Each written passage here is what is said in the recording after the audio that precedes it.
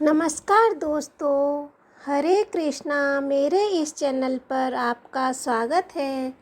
मैं सुना रही हूँ विस्फर देव की कथा। गुरुवार की कथा।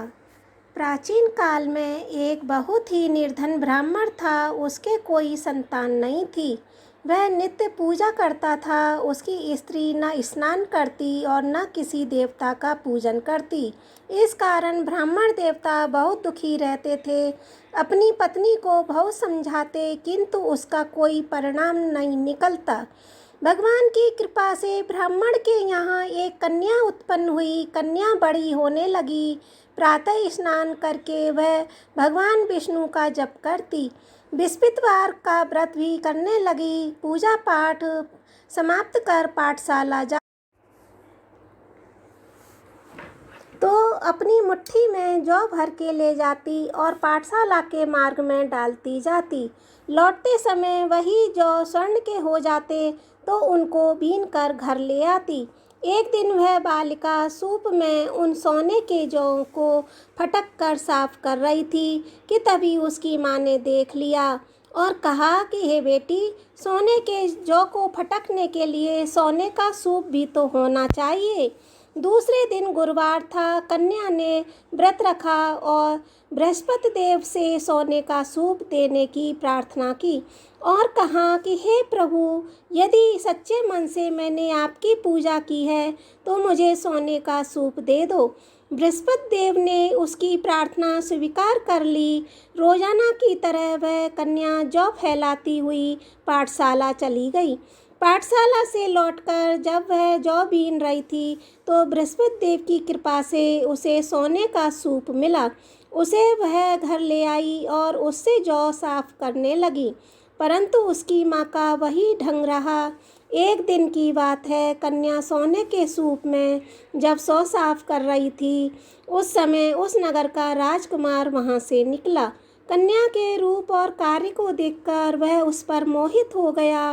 राजमहल आकर वह भोजन तथा जल त्याग कर उदास होकर लेट गया। राजा को जब राजकुमार द्वारा अन्न जल त्यागने का समाचार ज्ञात हुआ तो अपने मंत्री के साथ वह अपने पुत्र के पास गया और पूछा, हे बेटा, तुम्हें किस बात का कष्ट है? किसी ने तुम्हारा अपमान किया है अथवा कोई और कारण है? मुझे बताओ, मैं वही कार्य करूँगा जिससे तुम्हें प्रसन्नता हो। अपने पिता की बातें सुनकर राजकुमार बोला, हे पिताजी, मुझे किसी बात का दुख नहीं है। किसी ने मेरा अपमान नहीं किया है, परंतु मैं उस लड़की के साथ विवाह करना चाहता हूँ जो सोने के सूप में जौ को साफ कर रही थी।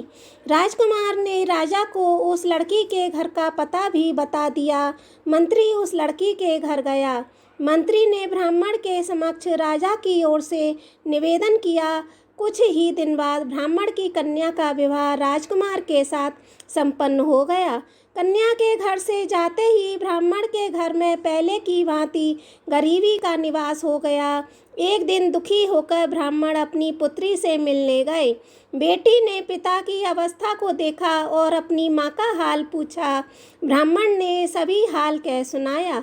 कन्या ने बहुत सा धन देकर अपने पिता को विदा कर दिया, लेकिन कुछ दिन बाद फिर वही हाल हो गया। ब्राह्मण अपनी कन्या के यहाँ गया, सभी हाल कहा तो पुत्री बोली, हे पिताजी, आप माताजी को यहाँ लिवा लाओ। मैं उन्हें यह विधि बता दूंगी जिससे गरीबी दूर हो जाएगी। ब्राह्मण देवता अपनी स्त्री को साथ लेकर अपनी पुत्री के राजमहल पहुँचे तो पुत्री अपनी माँ को समझाने लगी, हे माँ, तुम प्रातःकाल स्नान आदि करके विष्णु भगवान का पूजन करो और बृहस्पति देवता की व्रत करो, तब सब दरिद्रता दूर हो जाएगी। परंतु उसकी माँ ने उसकी एक बात नहीं मानी। वह प्रातःकाल उठकर अपनी पुत्री की बच्चों का झूठन को खा लेती थी। एक दिन उसकी पुत्री को बहुत गुस्सा आया। उसने अपनी माँ को एक कोठरी में बंद कर दिया। प्रातः उसे स्नान आदि करा के पूजा पाठ करवाया तो उसकी माँ की बुद्धि ठीक हो गई। इसके बाद वह नियम से पूजा पाठ करने लगी और प्रत्येक बृहस्पतिवार को व्रत करने लगी।